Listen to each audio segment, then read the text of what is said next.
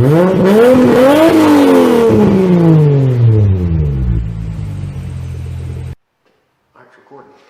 Sweet. I always turn it off so you can't. I always turn off the volume because I don't like hearing, listening to people listen to me talk.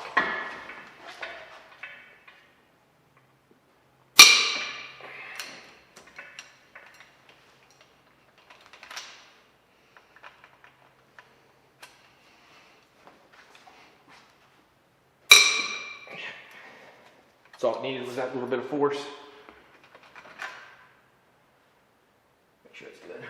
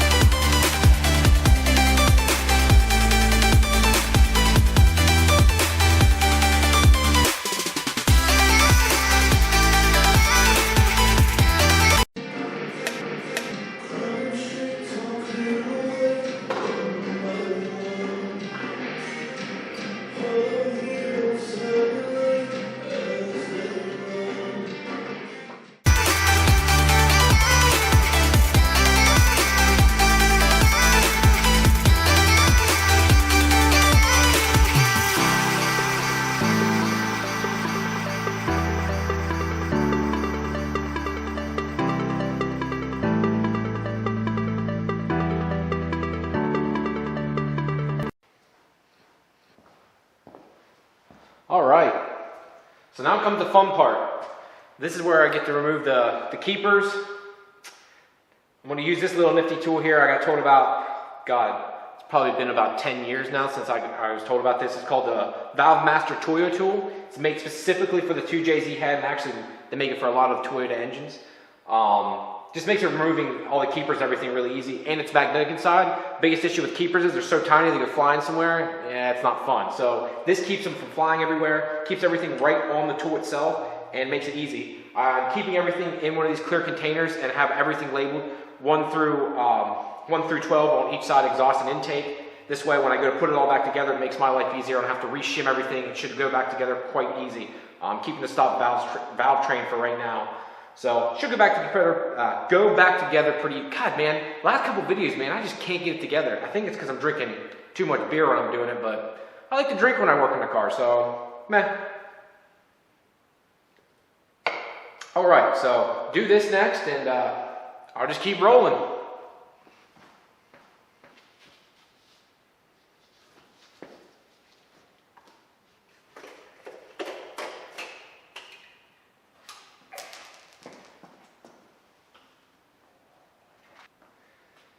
All right, heads off now, guys.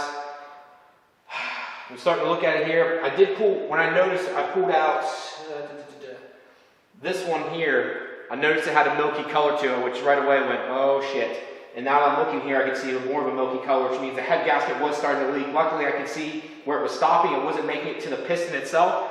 Thank God, so I'm glad I'm actually doing this now because I never would have noticed that. So, decking the head, going to have the head cleaned, going to have the head all taken care of, put all back together. I'm going to have to inspect the pistons here because it looks like they look like they've seen better days also, unfortunately.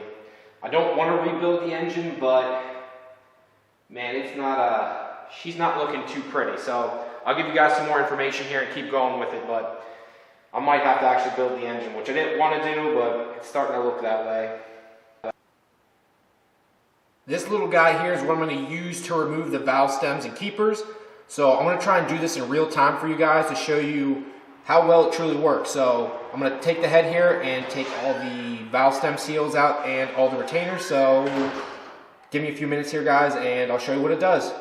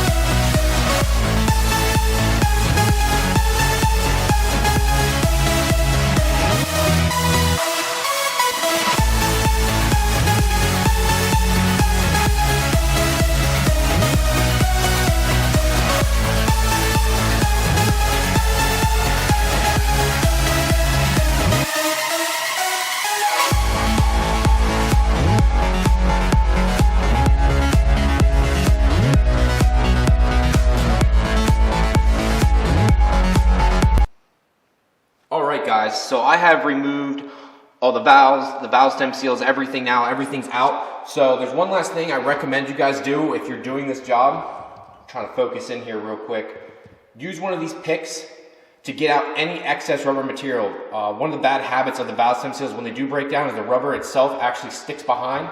So it's good to go through them and pick out any excess rubber that's in there before you put new valve stem seals in. Now, that being said, for my sake, I'm having the whole head cleaned and taken care of, so it's not 100% necessary for me, but I'm just going to do it for the sake of showing you guys what just to go through the head, but it's just kind of a second check for me. But anyone else that's not having the head clean or fully taken off and you're just replacing the valve stem seals, you must, I repeat, you must do this to make sure you get all the rubber material outside of the head. So make sure you guys go buy a set. You can get these down at Lowe's, Harbor Freight for like $5. Just get a set of like 4 or 5 picks. They're really cheap. I'm trying to focus in here so you guys can even see it. It's not very big, so. All right, I'm gonna start picking through it here, guys, and speed it up as usual.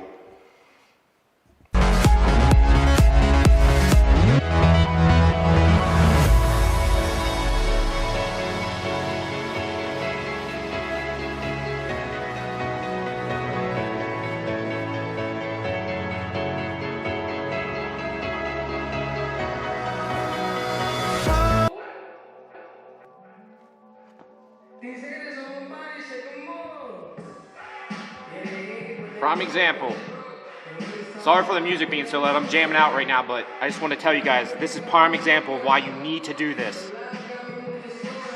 Lift your head up, the darkest line.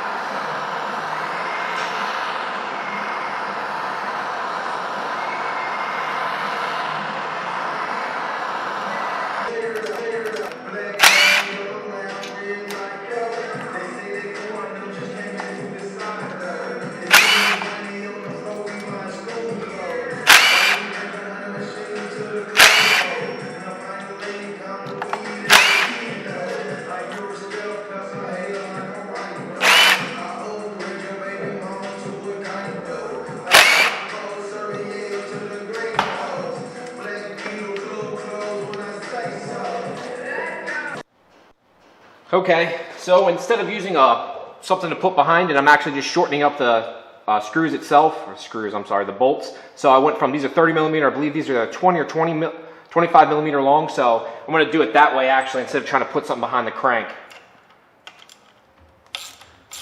Yep, that'll work just fine.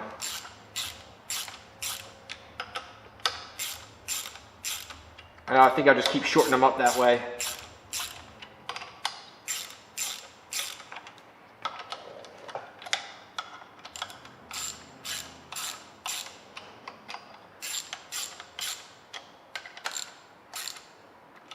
Alright, seems like she's maxed out again. Unfortunately. See if I can pull it off yet. There we go. Popped a little bit. It looks like it's stuck now for some reason.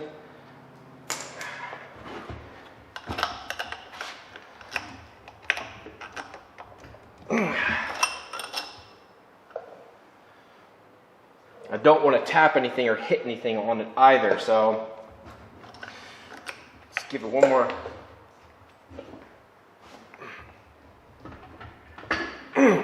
Well, she doesn't want to seem to move right now, so what I'm going to do next, put a large socket .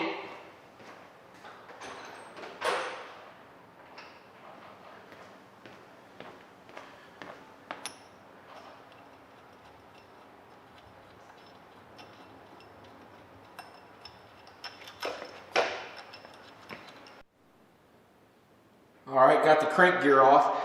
Found out one little interesting thing. I had thought that this had never been removed, but if you guys can see here, see if I can zoom in on this here. I thought the crank gear had never been removed. If you can see here, it actually has been welded. There's a failure that happens with the 2JZ. It's pretty common that these actually shear off over time. So someone had actually already removed this and welded it on. So this saves me about $100, so I'm pretty happy about that. So I don't have to dick with that now, and that's awesome. So next is I have to remove the oil pump. So we'll remove the oil pump here next, and then after that, I pretty much have to start reassembling. I'm waiting for the new oil pump to get here. I'm going to put in a new front main seal, and reassembly starts. The head's off at A&C race engines right now, so as soon as I get back to the head, we are good to go. So I'm excited right now.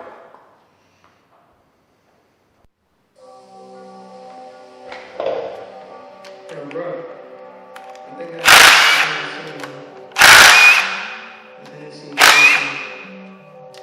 ain't gonna lie, I'm a little stressed.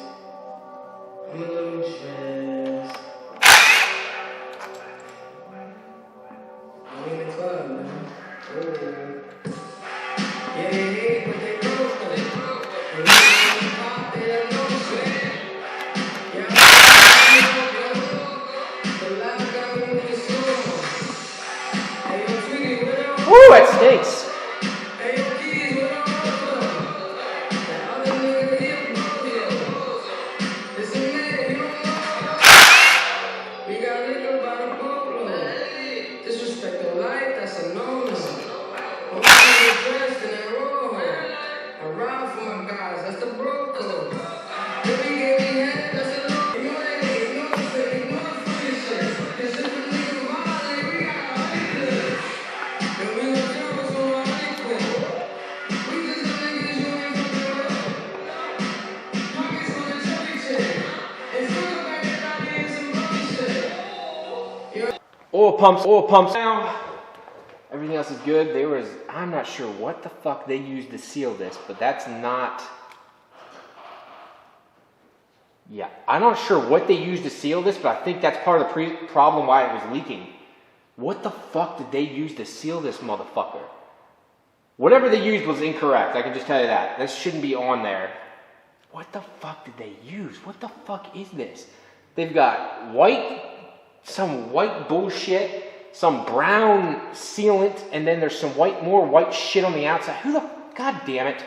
This is the shit that pisses me off. When you get this far on the engine, and then you half-ass it, why would you spend that much time? I understand cost and money, but sealant, what's that cost? Even if like you use one container of FIPG is $10. You spend $10 for something to get this far, the guy probably had to spend, I don't know, if he paid a shop to do this, probably $700-800 to get to this point and rip everything down. So why wouldn't you just put $10 into it? But I can't say anything. I mean, I've done the shortcut end, I've cut costs and stuff, but something as simple as sealant, I just don't get it. So I've never seen that. What the fuck is that's not black, it's brown. It's literally brown sealant.